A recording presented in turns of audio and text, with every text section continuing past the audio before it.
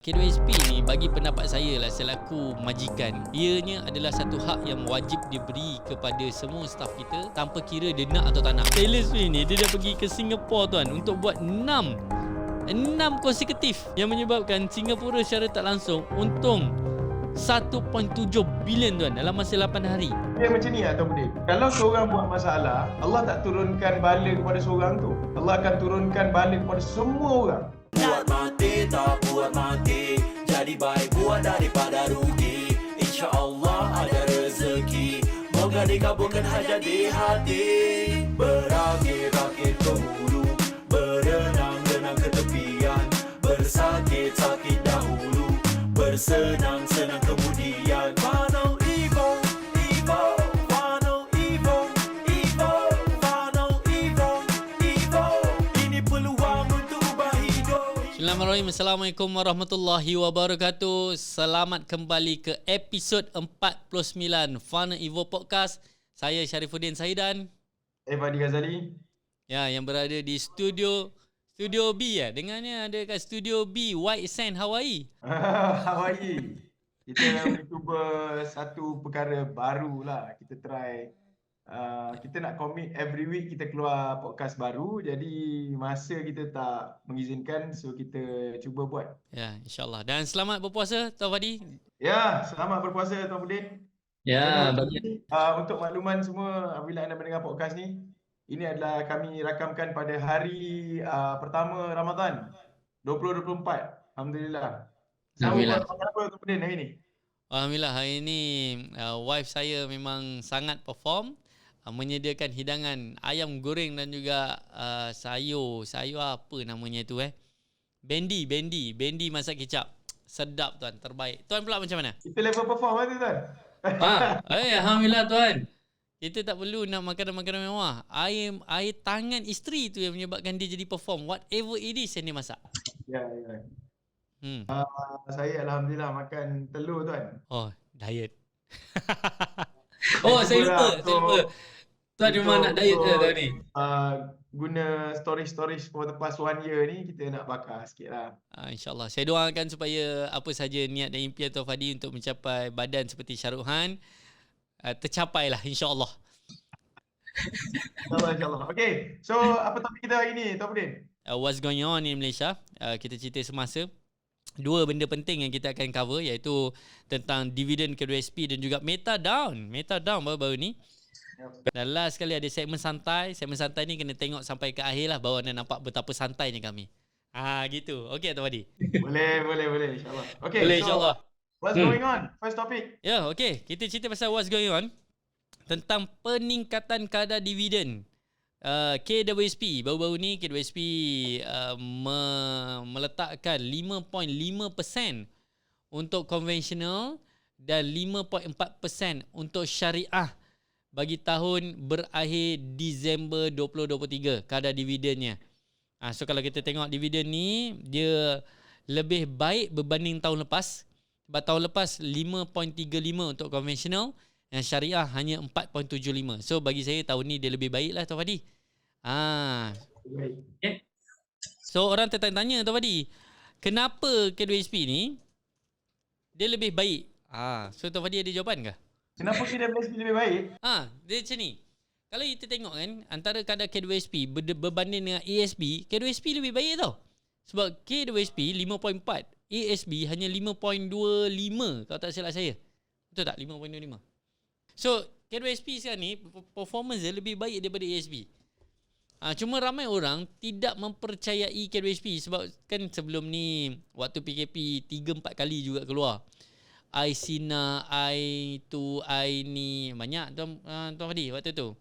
So kalau kita tengok K2SP ni bagi pendapat saya lah selaku majikan, ianya adalah satu hak yang wajib diberi kepada semua staf kita tanpa kira dia nak atau tak nak. Sebab ada staf ni dia memang nak gaji penuh direct je. Saya tak nak lah K2SP. Kalau dia adalah kontrak off service, memang definitely nak tak nak memang kena bayar punya. Melainkan kalau kontrak for service. So kalau ada anda majikan yang anda punya staff minta untuk tak payahlah bayar dan mereka ni adalah kontrak off service, jaga-jaga sebab dia boleh menimbulkan orang kata denda penalti untuk majikan yang mengelak daripada bayar KWSP. Cuma dari sudut pekerja pula, Tuan Fadi, kenapa KWSP ni sebenarnya bagus untuk pekerja? Kenapa bagus Bismillahirrahmanirrahim. Dia pada pandangan saya nombor satu, dia adalah satu perkara yang wajib. Bagus tak bagus tu benda wajib untuk masa depan dia. Itu nombor satu lah. Selain daripada peningkatan dari sudut kadar dividen tu, dia memberi impact positif untuk orang lebih suka supaya duit ada dalam KWSP. Sebelum ni dah lah kena paksa bayar KWSP. Tak kisahlah majikan akaupun pekerja, dua-dua kadang-kadang ada yang terasa ia terpaksa. Sebab kita nak guna duit tu tapi tak boleh nak keluar kan. Melainkan akaun 2 yang boleh keluar. Akaun 2 kan? Betul, akaun 2. 2 ke 1? Akaun 2. So, saya itu pun ada juga saya keluarkan akaun 2 untuk beli rumah. Kan? Sebab saya pun nak experience keluar KWSP, jadi saya pun try lah keluar. Kan? Mudah je proses dia. So Sangat mudah. Semua online je. jadi bila kita tak boleh nak guna tu jadi marah tu. Tetapi apabila dia memberi dividen yang baik, why not kan? Dividen yang baik ni duit kita berkembang. So kita kena faham satu benda, dia panggil setiap tahun kita akan ada dipanggil sebagai inflasi. Inflasi dekat Malaysia ni berapa di Malaysia inflasi kita? 2.5% kan? 2.5%. Dia in between tu lah. Dia apa maksud inflasi ni tuan-puan? Apa maksud inflasi? Tuan boleh faham tak inflasi tu apa? Saya faham cara mudah macam ni. Dulu kopi RM1, tak payah cerita kopi lah, cerita kuih lah. Dulu waktu saya sekolah, kuih 20 sen je. Kuih 10 sen ke 20 sen. Sekarang ni kuih dah jadi seketul tu 50 sen ke 60 sen. Itu kadar nilai yang berkurangan untuk mendapatkan benda yang sama. Itu maksud inflasi tuan. Sepemahaman saya lah cara mudah begitu. So inflasi maksudnya adalah peningkatan harga barang. Itu mudah bahasa inflasi ni. So inflasi ni boleh pergi banyak, lebih banyak tak? Boleh, tak ada masalah. Cuma so far government nak dia macam ni, harga barang confirm naik. Betul. Idea dia adalah dia naik 2% sikit-sikit sampai kita tak terasa dia naik. Sebenarnya dia boleh shoot up naik, tak ada masalah pun. Tapi kalau dia shoot up, gaji tak naik dan sebagainya, dia jadi masalah. So central bank dia akan play around dengan itu yang jadi yang berlaku dekat US tu. Dia nak mengekang inflasi. Daripada harga naik, dia pun naikkan Federal Reserve apa benda tu kan. Betul. So kalau kita punya duit boleh lawan inflasi, pada pandangan saya, okey, contoh dia macam ni. Kalau kita simpan je duit, katalah duit kita ni nilai dia 1 juta. Sebenarnya tahun depan dia dah tak nilai 1 juta. Dia dah nilai 900, dia hilang 2% lah senang cerita. Daripada nilai dia, hilang 2%. Tapi kalau kita letak duit kita di tempat yang contoh tadi dapat 5%, so by right, walaupun inflasi tu naik 2%, tapi nilai duit kita tu naik 5%, okey tak Tuan Budi? Okey lah, why not? Siapa nak bagi? Siapa nak bagi? Sebab tu yang kita kena faham. Yelah, saya amat yakin ramai orang ni dia macam saya. Bab dividen apa semua ni dia tak dipanggil apa? Tahu tapi tidaklah terlalu ambil tahu. Saya dululah. Tapi apabila kita dah masuk dalam zon niaga, kita kena ambil tahu benda ni. Sebab nilai kita, duit kita tu makin lama makin susut. So maksudnya bila anda dipaksa untuk menyimpan, duduk di KWSP, kita beri kepada orang yang pakar untuk ambil duit kita dan kembangkan duit kita, okey, tak ada masalah. Betul, saya sokong. Kalau saya boleh tambah Tuan Wadi kan, memang apa orang kata, habit untuk menabung ni orang Malaysia ni kurang sikit lah. Kalau nak harapkan menabung, sikit tabung, koreknya lebih banyak. So bila mana ada inisiatif daripada kerajaan yang untuk mewajibkan semua staff untuk mencarum dekat dalam KDSP, dia adalah salah satu daripada habit yang dipaksa yang bagus. Supaya kita ada kadar simpanan yang baik untuk tempoh persaraan nanti. Ya, ada orang cakap nanti, fine, kalau sempat tua, kalau tak sempat tua macam mana? Duit tu terbiar tu. Lebih baik kita bersedia, berusaha. Daripada waktu kita tua, langsung tak ada. So sekarang ni pun, yelah kan sekarang ni baru buka sekolah. Dah lah buka sekolah. Masuk pula bulan puasa. Masuk pula bulan raya. So semua perbelanjaan sedebuk macam tu. Lepas tu saya silap kau tambah pula dengan road tax pada kebetulan bulan ni. Orang yang menyimpan pun kalau ada peluang memang dia nak habiskan tabung dia tu. So bila ada satu tempat yang boleh dipaksa menyimpan dan kita tak boleh usik, insya-Allah saya tak langsung dia membantu untuk orang kata bersedia di hari tua. Bak kata pepatah, sediakan payung sebelum hujan. Gitu. Itulah sikit sebanyak tentang dividen KWSP, Tuan Fadi. Yep. Okay, so kita move to next. Ya, Meta down baru-baru ni Tuan Fadi. Tapi saya di golongan yang pasal waktu Meta down ni, saya tak perasan pun Tuan Fadi. Sebab saya dah tidur dah waktu tu. Adakah Tuan Fadi perasan yang waktu tu Meta down sebenarnya Tuan Fadi? Saya pun secara jujur saya tak perasan juga. So, tapi Meta down ini bukan kisah kali pertama. Dia dah berlaku berkali-kali lah. Apa Tuan Fadi rasa lah kan? Apa impactnya kepada usahawan ataupun mereka yang berniaga secara online? Sebab sekarang ni kalau kita dapat tengok pun ramai orang live di jam 10 malam ke atas, 10, 11, 12, ada yang sampai pukul 12 ke atas live. So bila Meta down tak tentu hala ni, saya tak langsung di-impact juga kepada usahawan. So apa pendapat Tuan Fadi tentang benda ni? Ada satu untuk Meta ni kan, ada satu pernah tengok movie tak? Movie The Social Network. Pernah. Dia cerita bagaimana Facebook ni jadi Facebook sekarang lah. Betul. Ada watak Mark Zuckerberg dan sebagainya. Jadi ada satu scene tu, dia telefon kepada CFO dia dan marah-marah sebab CFO dia ni freeze account bank. Sebabnya Mark Zuckerberg ni tak kisah pasal dia. Macam jadi bila dia freeze account bank, barulah Mark Zuckerberg kisah pasal dia. Dia ni CFO dia lah. Mark Zuckerberg dalam story tu bagi tahu, kau tahu tak, bila kita tak ada cash, kita tak boleh menampung server yang makin lama makin ramai orang. Jadi bila tak boleh menampung, bayangkan server kita crash, orang akan tak percaya dengan kita. Faham? So most probably pada ketika itu dia sangat mementingkan pengguna. Sangat mementingkan pengguna, kita buat. Tapi sekarang ni mungkin juga because of mereka ada satu infra yang sangat besar, pada ketika itu mereka boleh control.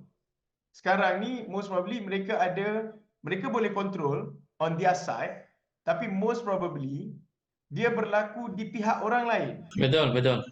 Okay? Berlaku di pihak orang lain. Mungkin dia punya service provider ke, ataupun kabel dasar laut. Kalau ingat, ada satu masa kabel dasar laut problem kan. Betul, kalau ikutkan kes ni, dia kabel bawah laut kena potong. So kalau sebab saya bercakap bagi pihak boleh bagi pihak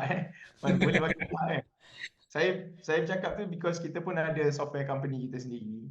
Jadi isu-isu kita memang orang akan marah pada kita, orang akan blame kita, orang akan buat cerita tak baik tentang kita. Tetapi bukan masalah kita, masalah server yang kita bayar tu. Jadi macam contoh kita ada software kuasa kan, kuasa.io. Kadang-kadang orang marah kita. Tapi sebenarnya penyedia server tu yang tak boleh cope dengan kita punya traffic yang tinggi, kita buat blasting dan sebagainya. Dan insyaAllah latest mungkin kita akan launch, semalam baru saya dapat berita. Ini selingan Tuan Budin. Kita baru dapat berita yang software kita dah pun boleh digunakan untuk omni-channel. Tapi tim beta tengah testing. Jadi bila tim beta tengah testing ni, harapan dia sangat besar lah. So waktu bulan puasa ni orang boleh guna blasting tanpa kena ban. Sebab kita akan guna official WhatsApp. So Tapi sebelum tu Tuan Fadi, saya ya, mungkin di kalangan pelanggan lah, penonton kita tak faham apa maksud omni channel tu. Ha. omnichannel ni adalah satu tempat, macam contoh macam ni. Kalau kita buat kita WhatsApp, dia akan guna WhatsApp dia. Betul. Email tak masuk kat situ, SMS tak masuk kat situ. Tapi kalau kita omni-channel, omni tu sendiri maksudnya berkumpul semua message. Dan pada masa yang sama, kalau misal kata kita ada 1000 staff, tak payahlah kena ada 1000 nombor telefon. Kita hanya perlu ada satu je official telefon, semua message masuk dalam telefon tu, tapi kita manage within the apps. Ini siapa pun, Ali, Abu, Siti, kalau kita ada customer support, sales kan, macam tu. Betul, bagus tu. Tak ada isu handphone hilang ke apa ke semua dah Tak ada, central tak ada, satu tak ada, tempat. tak ada, Tak ada tak ada hal. isu. InsyaAllah. So, Cuma kalau kebanyakan saya boleh macam tambah. tu, so kadang-kadang, yelah, salah service provider yang lain, bukan kita, tapi brand kita akan tarnish lah. Yelah, brand kita secara tak langsung akan tarnish lah. Tapi macam contoh Meter Down ni kabel bawah laut. Cuma saya suka dengan konsep yang dibawa oleh kita punya pula CEO Meta ni, Mark Zuckerberg ni.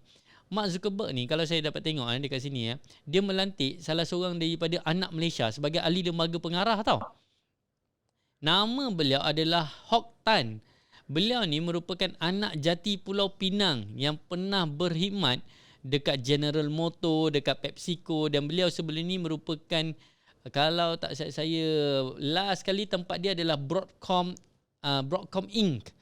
So kalau kita dapat tengok, Broadcom ini adalah mereka yang fokus kepada bahagian broadband, wireless.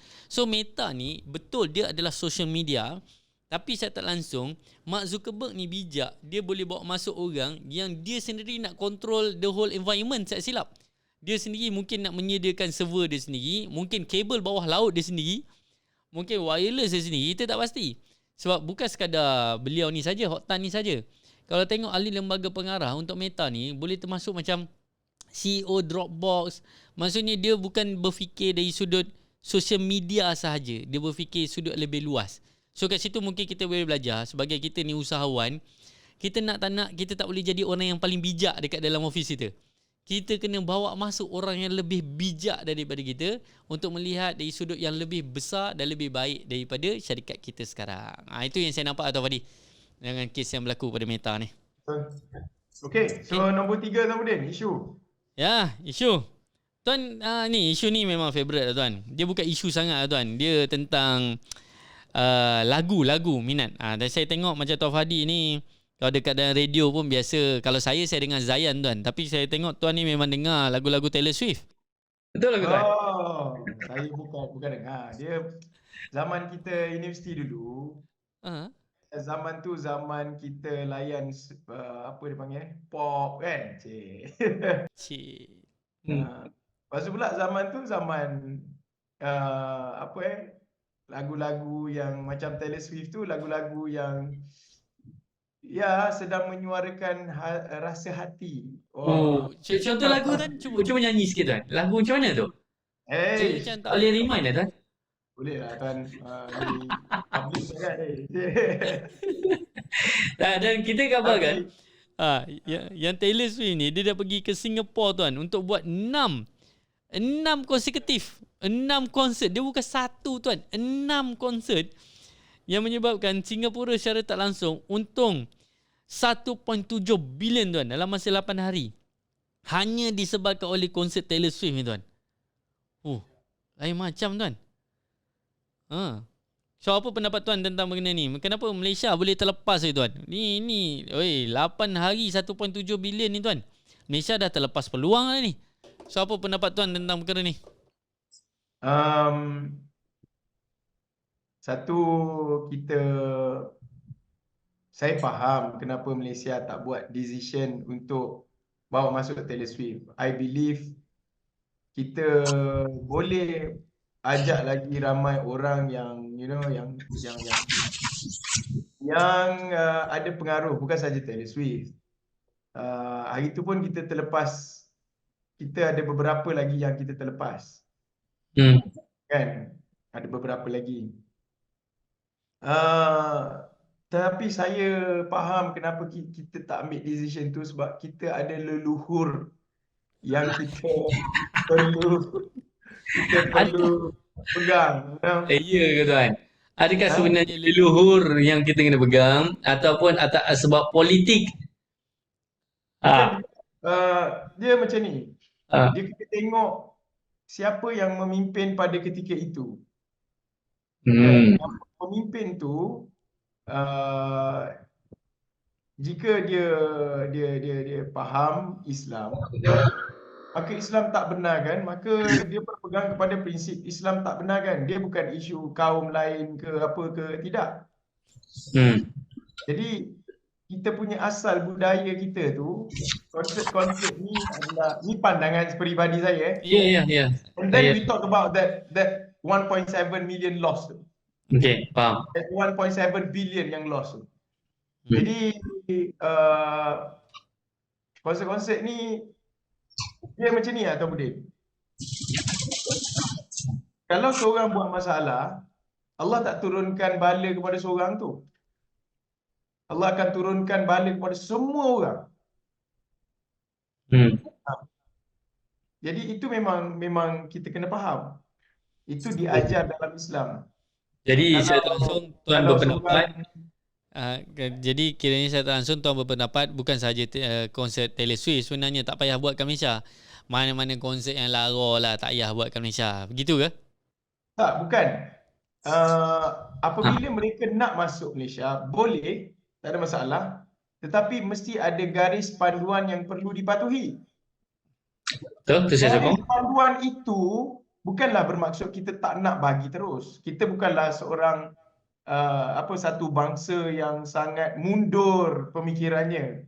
Kita nak. Saya tahu lagu Taylor Swift tu. We were both young when I first saw you, kan? I know that song. Cuma tak nak nyanyi lah. Cuma kita ada pegangan budaya kita.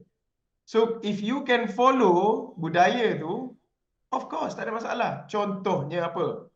Contoh, kalau datang sini jangan pakai spender je, contoh.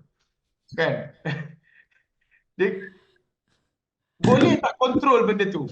Kalau boleh, dan in fact penyanyi tu pula adalah penyanyi wanita yang saya amat yakin cara pemakaian dia mesti Seksi, ya? extravaganza, dan extravaganza dia memang akan nampak lah.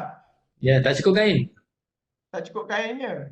Hmm. Tetapi jika tiba-tiba dia naik atas stage, dia boleh commit, saya akan pakai pakaian yang tidak menjolok mata. Saya akan ada satu part tu saya akan pakai sekali dengan baju kurung, contohnya, untuk Contoh. menghormati budaya di Malaysia.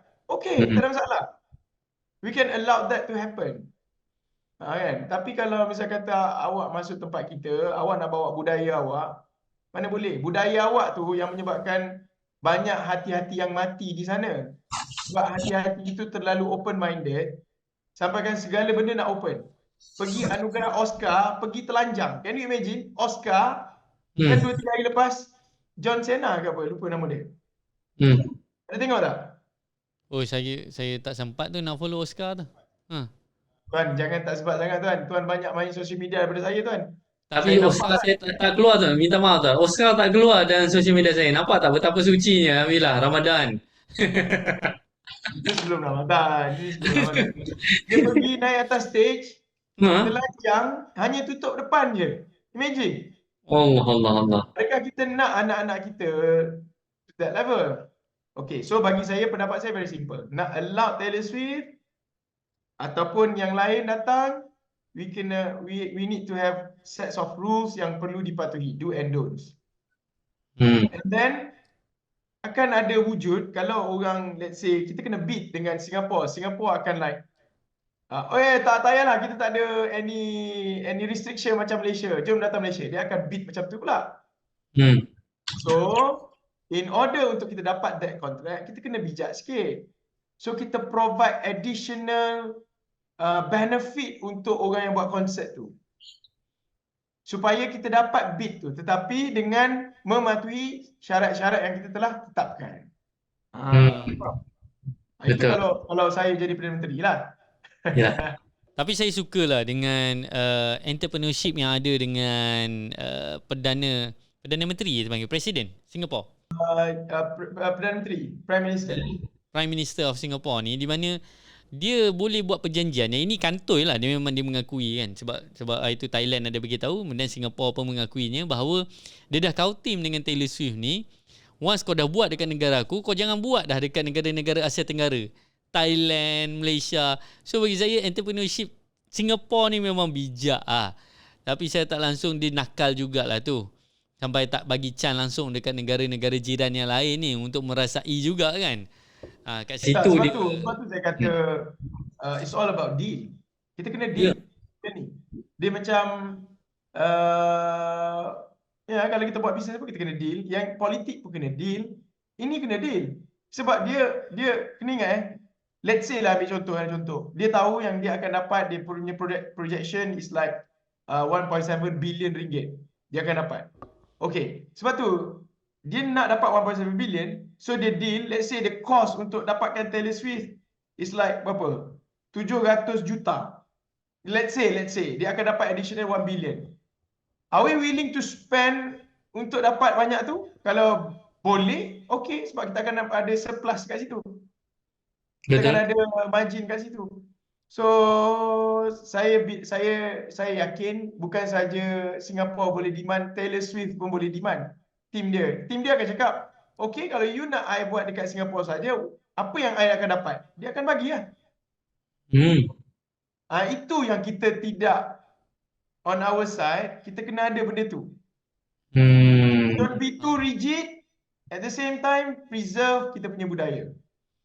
Betul tuan. Cuma anything yang relate dengan konsert ni dia akan melibatkan politik lah. Saya nampak kat situ lah. Tak kisahlah apa-apa. Saya contoh very simple macam ni tuan. Saya baru 2 hari lepas saya pergi ke Kuala Terengganu. Saya bawa wife saya lah. Budak-budak pergi sekolah kan. Hari first day, hari Ahad tu kita dah sekolah kat sini. Saya pun bagi tahu wife saya sebab hari tu kan lama kita pergi Borneo lah apa, ambil hati lah. Beli jiwa. Tengok movie. Dekat Terengganu boleh tengok movie. Dekat Kelantan tak boleh. So dekat Terengganu dia ada sets of rule yang kita perlu patuhi. Dia akan ada 3 area. Satu, family area. Maksudnya, dalam satu hall tu dia belah-belah. Satu, perempuan punya area, satu lelaki punya area. So, disebabkan dia fikirkan cara, maka entertainment itu boleh dilaksanakan di sana. Yang menyebabkan, orang Kelantan nak tengok movie, kena pergi Terengganu. So, bayangkan, dia bukan pergi tengok movie, bayar tiket movie je. Dia akan beli popcorn, dia beli air, dia makan dekat restoran dekat sana, dia beli baju-baju yang dijual dekat sana. Dia akan makan, dia akan berhenti dekat Conlek, beli keropok leko, isi minyak, macam-macam. So atas orang tu, ekonomi Terengganu tu bergerak. Ekonomi Terengganu tu bergerak. Tapi, don't be too rigid. Matlamat destinasi sama, tapi jadi macam air, pergi ke sana, pergi sini, kona sampai. Yelah, sebab kehilangan 1.7 bilion tu perlu di-cover dengan cara lain lah. Tapi cara yang lebih bijak lah. Kalau cara saya suka dengan analogi air tu. Dia air sungai kan, ada batu. Nak tak nak, dia kena jalan juga air tu kan. Elaklah sana ke sini. Tapi kalau dah batu tu memang batunya ada kat kepala orang, susah tuan nak buat benda tu tuan. Itu saya sebanyak tentang Singapore lah. Kan, tapi saya ucap congratulations lah kepada Singapore. Sebab nampak dari sudut. Kita bawa konsert lain, Mahaizin ke? Boleh tuan, boleh, tak ada masalah. So bagi anda yang rasa nak buat konsert dekat Malaysia, boleh hubungi kami, nombor ada di bawah. Tak ada di situ. Tapi itu kisah tentang Singapore. Tapi entrepreneurship tu bagus untuk kita ambil lah. Sebab bukan saja konsert sebenarnya. Kalau tengok Singapore ni, negara dia kecil. Negara dia bapak segala kecil. Tapi F1 dia mampu buat pada ketika waktu malam. Dan waktu F1 tu pun dia dah generate berapa bilion dah kat situ. Lepas tu ni konsep pula. Dan ni bukan konsep artis yang pertama. Sebelum ni pun dah ada konsep-konsep lain pula. Coldplay pun rasanya dekat Malaysia hanya sekali. Dekat Singapore saya rasa berkali-kali. So kat situ pun sebenarnya Malaysia dah nampak dah permainan Singapore. Tapi masih lagi tak nampak macam mana nak buat benda tu. So bagi saya it's all about siapa yang nak generate. Mungkin Menteri Pelancongan lah kot dia yang bahagian ni, cover bahagian ni. Saya tak pasti lah, takkan Menteri komunikasi juga. Saya rasa dia macam tak berani nak cakap tak function, tapi saya tak pastilah di sudut JD ni, kalau dalam bahasa majikan, job description under kementerian mana yang patut membawa masuk this kind of money from outside of the country lah. Gitu. Okay, tu kisah Singapura tu tadi. Jangan, kita tak ada ilmu tentang tu, kita jangan sebut lah. Apa tu tadi tak dengar? Kalau kita tak ada ilmu pasal tu, kita jangan sebut lah. Nanti kita dipertanggungjawabkan. Fitnah lah apa semua. Yelah betul. That's why lah kita nak tahu kementerian mana tu lah. Kalau boleh dia take up lah benda ni ya. InsyaAllah. Okay, baik. Itu kisah tentang isu semasa kita tu tadi. Settle lah sedikit sebanyak. Kita break dulu sebentar. Bukan untuk minum air, tapi untuk rehat sekejap. Okay, so kita jumpa lepas ni. 7 tahun komited memperkasa usahawan kuasai strategi pemasaran digital. Funnel Evo dianugerahkan Super Brand in recognition of your branding excellence. Alhamdulillah syukur pada 17 November lepas hari Jumaat, Funnel Evo telah dianugerahkan Super Brand in recognition of your branding excellence. Ini antara hasil kejayaan Funnel Evo yang telah membimbing lebih 330,000 pendiri bisnes semenjak 2016 secara online dan offline. Terima kasih kepada Super Brand. Alhamdulillah Funnel Evo telah tertubuh lebih daripada 7 tahun dan membantu lebih daripada 330,000 usahawan. Dan kami tidak berhenti di situ. Kami membangunkan juga aplikasi Kuasa.io, merupakan salah satu daripada aplikasi CRM yang sudah pun berada di pasaran global. Tak lama lagi kami akan menjadi TVET pertama yang menyediakan kursus digital marketing SKM untuk Malaysia. Anugerah ini adalah bukti kami di Funnel Evo Committed bantu dan bimbing usahawan untuk capai ke tahap yang lebih tinggi. Terima kasih untuk tim di Funnel Evo yang telah bersama-sama berjuang serta sokongan anda peminat dan anak didik Funnel Evo. Last but not least, from river to the sea, insyaAllah Palestine will be free.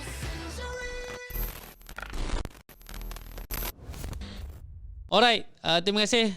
Selamat datang ke segmen yang terakhir, segmen soalan santai dalam episod ke-49 Funnel Evo Podcast biasa, bulan puasa, tersyasyul tu biasa. So dalam segmen soalan santai ni Tuan Fadi, saya akan bertanyakan kepada soalan, tanya dulu pada Tuan Fadi lah. Saya start lah, saya tanya dulu. So Tuan Fadi wajib menjawab tanpa berfikir panjang dalam tempoh kurang daripada 1 minit. Okay. 1 minit. So kita akan setkan masa. Nak setkan masa Oh, siap ada masa tuan. Dia orang letak timer kat sini tuan. So okey tuan, soalan yang pertama. Siapa lagi anda berniaga, lelaki atau perempuan? Kenapa tuan puan? Kenapa tuan? Silakan. Yang anda berniaga startup wanita. Sebab Sustain lelaki. sebab Sebab wanita dia ada why power yang kuat. Dia ada willing, dia ada why yang kuat. Dia nak buat untuk apa? Untuk anak saya, untuk begitu begini.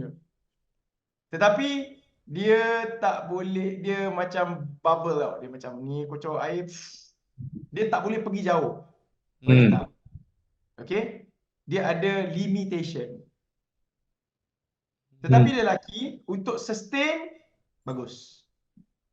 Maksudnya dia boleh laser focus, dia not easily distracted. Faham? Dia tak banyak emosi.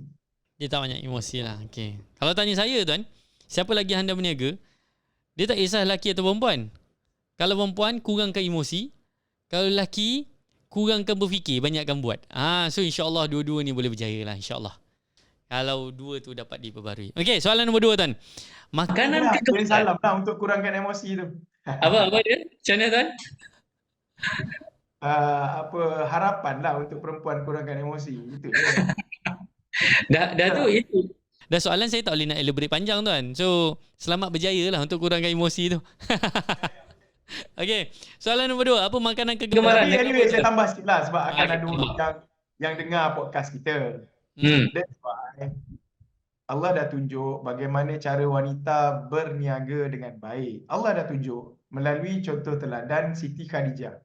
Siti Khadijah mulakan perniagaan tetapi expand perniagaan through Nabi Muhammad sallallahu alaihi wasallam. Jadi Siti Khadijah mulakan perniagaan dulu dekat Mekah. nak expand pergi keluar, cari Nabi SAW, cari the best of the best person in the world untuk kerja. So baru bisnes boleh sustain. Jadi orang, macam saya beritahu tadi, orang perempuan boleh mula bisnes tetapi dia tak boleh nak lama-lama sebab dia akan ada banyak cabaran. Cari orang secepat mungkin yang terbaik tu dalam syarikat. Betul. Yalah, cara paling senang iaitu cari orang yang boleh cover kelemahan kita lah. Kan? Dan dia ada kekuatan yang mungkin kita tak ada. Kat situ dia akan sangat membantu. Dan sebenarnya lelaki dan perempuan saling memerlukan. Kan? Mana mungkin kalau kita duduk seorang-seorang satu pulau tu semua lelaki. Tumpah bagi kita orang perak. Tak nak kena ada perempuan juga. So begitulah. Kalau bisnes pun dia kalau boleh kena ada lelaki dan perempuan. Cuma kalau ada lelaki dan bini, lelaki dan isteri, itu dia ada tips yang berbeza pula, insya-Allah. Okey. Soalan nombor 2. Soalan dua Saya malam bertanya. ni. Okay, nombor 2, Saya makanan bertanya. kegemaran. Makanan kegemaran tuan dan kenapa? Tuan tanya, sepatutnya saya nak tanya. Tanya saya. Kegemaran saya tidak ada makanan kegemaran spesifik. Tak ada tuan Saya tak ada makanan kegemaran spesifik. Sa- Tapi kalau tanya spesifik, yang betul-betul spesifik, saya suka nasi lemak mak saya buat. Oh. InsyaAllah saya jenis yang suka makan. I don't mind untuk insyaAllah, tak ada any restriction. Tapi kalau tanya suka apa benda, saya bukan suka nasi lemak, saya suka nasi lemak mak saya buat. Oh, macam tu tuan Saya lagi senang tuan.